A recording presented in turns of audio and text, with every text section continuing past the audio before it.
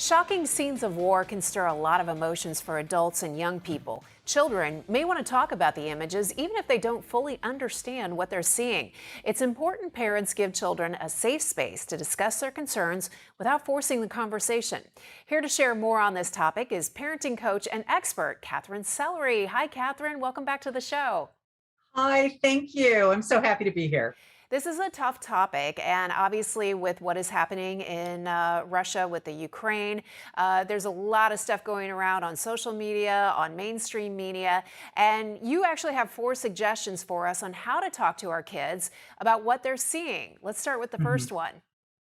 Yeah, so remain calm. We want to show empathy, we want to show our compassion, but the last thing we want to do is let our own emotions overwhelm us and create even more upset in our children. Kids pick up on everything.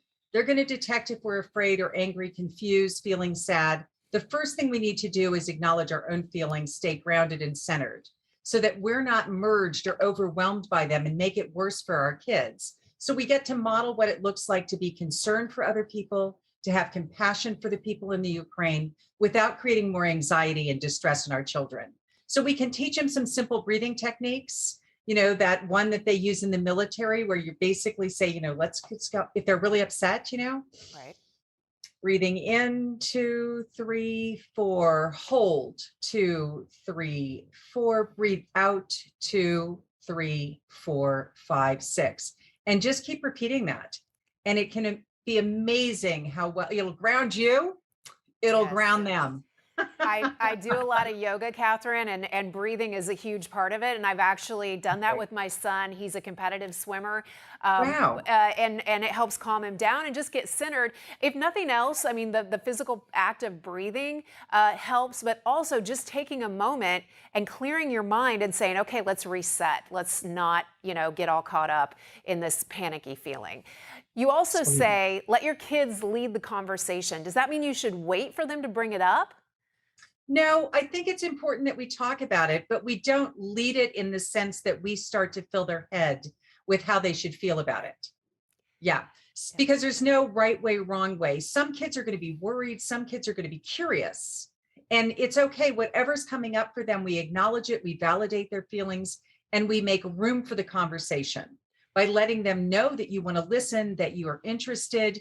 You can start the conversation by saying things like, have you heard anything? Is there something going on for you? Have you heard things at school? You know, we can discuss it if you'd like to, so that they know that you're there for them. Because not everybody processes their own emotions the same way. You may have kids say, I'm fine. And everything in you knows that they're actually in distress. And they might even start to show you some of those little breadcrumbs that give us the indication that maybe they're not okay. And if they say they're fine and you're seeing some signals that maybe indicate otherwise, then what should you do? Is there a point where you should have them go talk to someone else? Maybe, but I think you can start by just giving them a context. And this is Mm. where I think actually our action plan can come into place. Because when we have something we can do about our feelings, we don't feel quite so helpless. So, having an action plan and being able to say, even though they're so far away, and this is where showing kids a map can be really helpful Hmm. because little kids may not realize if they've seen something on TV, they might think it's next door, True. right? So you want to show them the bigger context, give them a picture so that they can see how far away it is. And how you're going to talk to them about it is, would you like to show concern? What would you like to do? And, you could just write something and you could mail it. There are places that they can do that. Some people are putting balloons out, just to celebrate the fact that we're with you. You can have a whole plan together where, family could decide to go out and, do something in action, talk to your congressman, write letters. It's so wonderful when you feel like you're not passive. Absolutely. It is freeing to feel like you're doing something and you're contributing Is. and helping in your own way. It's also really important to keep this age appropriate. It can be difficult at times, but just be honest and stay focused on the facts, I guess. Yeah, absolutely. And recognizing that your teens are going to probably have a different conversation with you than your younger children.